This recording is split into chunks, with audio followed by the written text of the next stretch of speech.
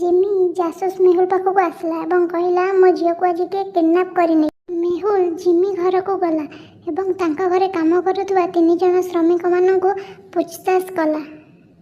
प्रथमे से चाकराणी को पचारा। चाकराणी कहला कि सार मो छुट्टी रे थिली आज घर आसिली मते डाउट होची माली यही काम करि थाई पारे। माली कहला कि सार मोर किछि दोष नहीं मु केबे से घर को जाइनी तो मु जानिनी कि ए केबे हैला।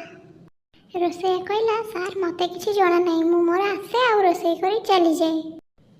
किछि समय परे जिम्मी आसी गोटे फोटो देखाए आ कहे कि एटा किडनैपर मते पठेइछि कि कहंतु तो हत्याकारी किए आ किए मिछ कहूछि। समय स्टार्ट। यार आंसर होछि जिम्मी। कौन आपण भी राइट आंसर दे पारछंती? से जो फोटो देखा 28 तारीख आज हूँ मार्च 1 तार 2 दिन है से झील किडनाप हो बट से मिछ कहते।